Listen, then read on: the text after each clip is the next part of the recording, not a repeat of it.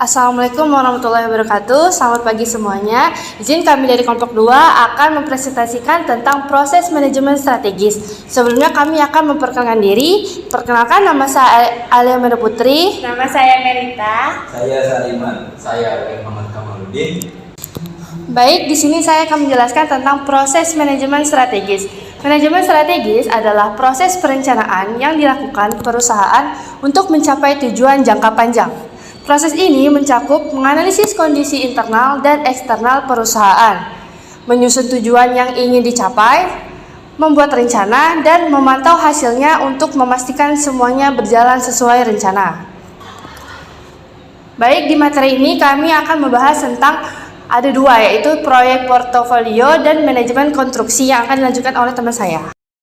Proyek portofolio. Proyek portofolio adalah kumpulan proyek yang dikelola bersama-sama untuk mencapai tujuan perusahaan.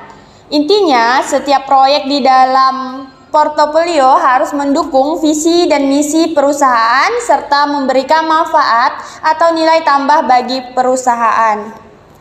Lanjut, langkah-langkah dan manfaat portofolio. Yang pertama yaitu ada langkah-langkah proyek portofolio, yang mana yaitu ada 1, memilih proyek yang tepat, yaitu proyek yang dipilih sesuai dengan tujuan perusahaan. Yang kedua ada evaluasi proyek, yaitu menilai resiko, manfaat, dan sumber daya. Yang ketiga ada seleksi proyek. Seleksi proyek dia memilih proyek terbaik. Yang keempat ada pengelolaan bersama, yaitu mengatur proyek agar efisien. Yang terakhir ada evaluasi berkala, yaitu memastikan proyek sejalan dengan tujuan. Yang kedua ada manfaat dari proyek portofolio, yaitu untuk meningkatkan keuntungan perusahaan. Proyek ini sesuai dengan strategi bisnis, dan yang terakhir ada optimasi sumber daya, biaya, dan risiko. Sekian dari penjelasan saya, akan dilanjutkan teman saya. Yang kedua ialah manajemen konstruksi.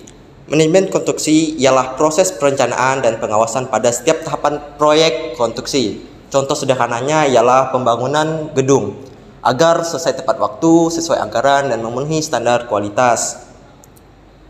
Langkah-langkah dalam manajemen konstruksi ada 5. Yang pertama perencanaan, yaitu membuat anggaran, jadwal, dan kebutuhan. 2. Pengorganisasian, yaitu menetapkan tim dan tugas.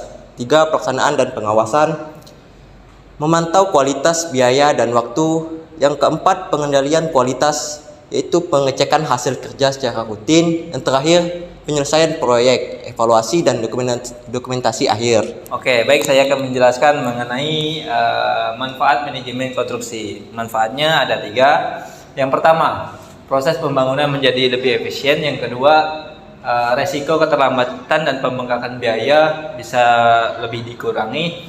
Hasil akhir proyek sesuai dengan standar yang kita tentukan. Di penghujung ada kesimpulan dari kelompok kami yang kesimpulannya ada 4 poin. Yang pertama, manajemen strategi penting dalam proyek portofolio dan konstruksi. Yang kedua, proyek portofolio memastikan keselarasan dengan tujuan perusahaan itu sendiri. Yang ketiga, manajemen konstruksi memastikan kualitas dan efisiensi proyek. Yang terakhir, kedua pendekatan ini jika diterapkan secara terpadu mampu mendukung pencapaian tujuan strategis perusahaan itu sendiri. Sekian dari saya kembalikan kepada moderator. Baik, sekian presentasi dari kami. Mohon maaf jika ada kesalahan. Wabillahi taufiq wal hidayah. Wassalamualaikum warahmatullahi wabarakatuh.